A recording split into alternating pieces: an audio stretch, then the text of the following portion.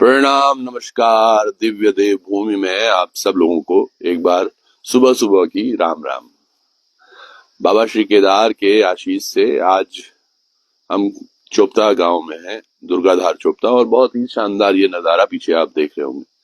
विगत 2 दिन से एक बड़ी तस्वीर हमारे क्षेत्र में, घाटी में, या यूं कहें उत्तराखंड के लिए नासूर बनी हुई है। गौचर में हुई एक घटना जिसने सबको हिला के रख दिया, सोचने पे मजबूर कर दिया कि हम दरअसल कहाँ छूट रहे हैं। कुछ दिन पहले एक ऐसी घटना हमने देखी थी जो लिंचोली में हुई थी। वहां पे कुछ नेपाली वर्ग के युवाओं के साथ मारपीट हो गई थी और तमाम तस्वीरें हमने देखी। हमने पहले भी तस्वीरें देखी थी कि कैसे नेपाली वर्ग के लोग आकर हमारे जो घोड़े खच्चर चालक हैं, संचालक हैं, जो दुकानदार हैं वहां पर, उनको धमका भी रहे हैं और कतिपय मारपीट भी कर रहे हैं। ये वाला मामला जो गौचर का है, आप सब लोगों ने देखा कि कैसे स्कूटी खड़ी करने के बाद इतना सारा हंगामा हो जाता है और हम सब लोग चुपचाप बैठ के पीछे देख रहे होते हैं। आज हमें अपने ही प्रदेश में इस तरह से रहना पड़ रहा है, ये बड़ा दुस्वप्न है। और समझिएगा ये सब चीजें क्यों हो रही है, क्योंकि राजनीतिक संरक्षण और हमारी आत्मीयता की कमी जो साफ झलक रही है कि हमारे युवाओं को, हमारे लोगों को शायद कोई भी आकर कहीं भी मार पीट सकता है। कथानक बहुत सारे हो सकते हैं इसके पीछे कि क्या कुछ हुई वजह, पर शायद मुझे लगता है किसी व्यक्ति द्वारा इस तरह से मारपीट करना बहुत ही अनुचित है। अब सबसे बड़ी बात यह है कि फिर हम उसको कास्ट से जोड़कर देख रहे हैं कि भाई कास्ट दूसरी है और फिर ऐसे कर दिया, ये सारी चीजें। वो तो दूसरी बात है। पहले ये समझना होगा कि हम इन्हीं लोगों को क्यों यहां बसा रहे हैं और बसावट में हमारे लोग कितने जिम्मेदार हैं। मैं बात करूं गौचर की, उससे पहले मैं आना चाहता हूं, आप गौरीकुंड में देख लीजिएगा आप क्या माहौल बना हुआ है, क्या माहौल बना हुआ है हमारी पूरी केदार घाटी में, हमारे पूरे क्षेत्र में। जहां मैं चोपता में हूं यहां भी और इधर उधर भी, गिमतौली, कहां नहीं, मुझे लगता है शायद कई जगह क्या कुछ हो रहा है वो आपको और हमको पता तो है, लेकिन हम आंखें मूंदे बैठे।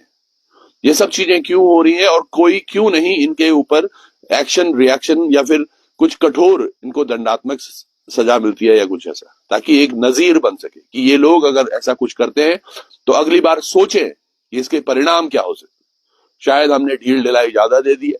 हमारे राजनीतिक संरक्षण कुछ ऐसे हैं कि ये सब चीजें हो रही हैं और कौन इनको पनपा रहा है। हम एक तरफ बात करते हैं कि भैया आज ये खतरे में है, आज वो खतरे में।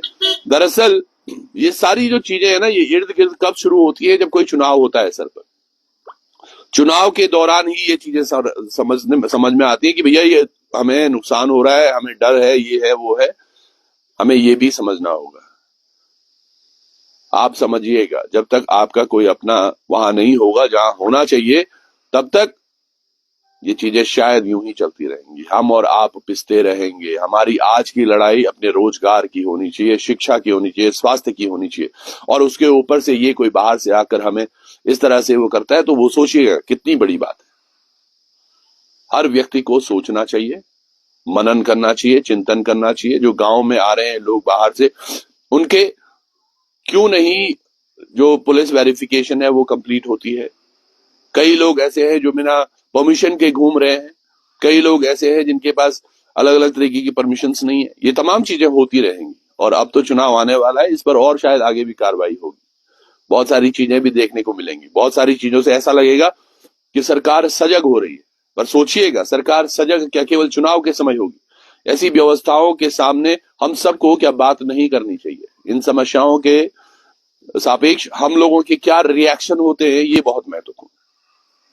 चुनाव आएंगे जाएंगे, लेकिन हमारा आम पहाड़ी मूल का जो आदमी है वो कितना सुरक्षित है, इसकी जिम्मेदारी कौन लेगा। प्रशासन किस तरह से इस चीज को देख रहा है, ये प्रशासन को भी समझना होगा। हम सब लोगों को इस पर्टिकुलर एक केस से सीख लेने की आवश्यकता है। मैं हमेशा कहता हूं, इंतजार मत कीजिए कि ये मेरे घर पर हो रहा हो। अपनी आवाज उठाना सीखें। आपको भगत सिंह तो चाहिए, पर किसी और के घर में, आपके घर में भगत सिंह नहीं चाहिए। आपको चाहिए सुविधाएं बहुत अच्छी हो जाए, लेकिन मैं कुछ पहल ना करूं, कोई और करके आके पहल करके चला जाए, वो ठीक है। हम सबको ये सोचना होगा कि पहल हमारी भी उतनी ही महत्वपूर्ण होनी चाहिए, हमारा योगदान भी उतना ही महत्वपूर्ण होना चाहिए। आज एक नए समाज की तरफ, नई दिशा की तरफ हम बढ़ रहे हैं और यकीन मानिएगा अब तक जो नहीं हुआ है वो आगे होगा केदारनाथ विधानसभा के अंतर्गत।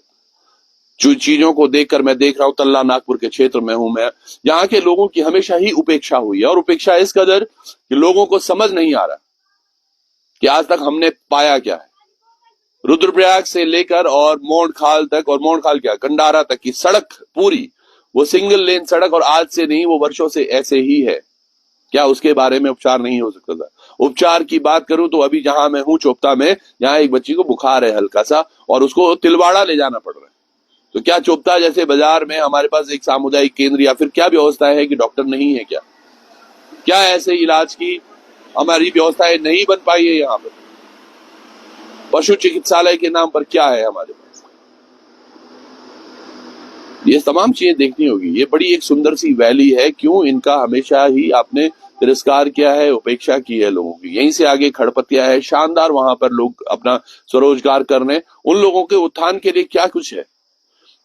ये तमाम चीजें सोचनी पड़ेंगी। आज गौचर का एक मामला है जिसने हमें शायद जागने का मौका दिया है, समझने का मौका दिया कि इसके परिणाम क्या हो सकते हैं। हमारी माताएं बहनें हम सड़कों पर घूम पाएंगी या नहीं, ये बड़ा प्रश्न है। भविष्य के अंधेरे में मत खोइएगा आप।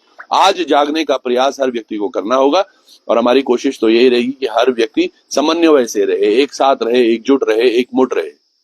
हम हमेशा नेगी जी का वो गीत बोलते हैं कि भैया एकजुट एक मुठ वे जावा रे उत्तराखंडियों वे जावा। कब आर बोला हम? जब कुछ बहुत बर्बाद हुए जो, जब कुछ बहुत खत्म हुए जो। ये सब समझना होगा हमें, आपको, हम सबको। और आज अगर हम नहीं करते हैं तो कहीं बहुत लेट ना हो जाए, बहुत विलंब ना हो जाए।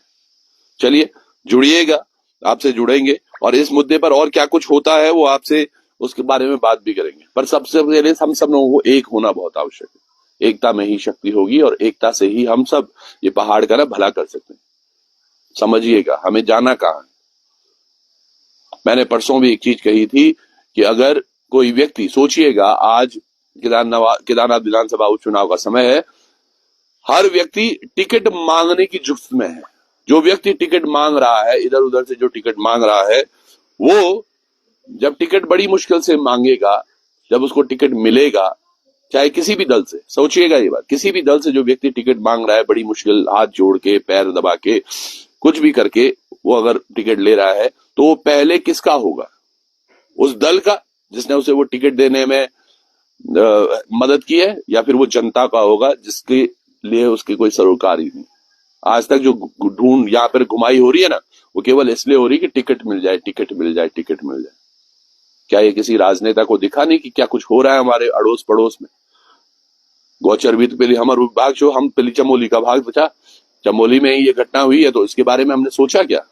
या केवल अब राजनीति कुछ समय बाद होगी कि भैया हम हैं जो बचाएंगे, और उसके लिए हम ये करेंगे, वो लड़ाई लड़ेंगे। ये सब लोग अब समझदार हो चुके हैं, और शायद समझदारी से हम सब लोगों को लेना होगा। गौचर की घटना का निंदा करते हैं हम, और पर हमें ये भी समझना होगा कि इन सब के पीछे जो गलतियां हम पहले कर चुके हैं, वो गलतियों की पुनरावृत्ति ना हो।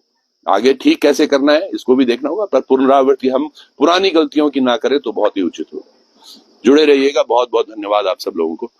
जल्द जुड़ेंगे। नमस्कार।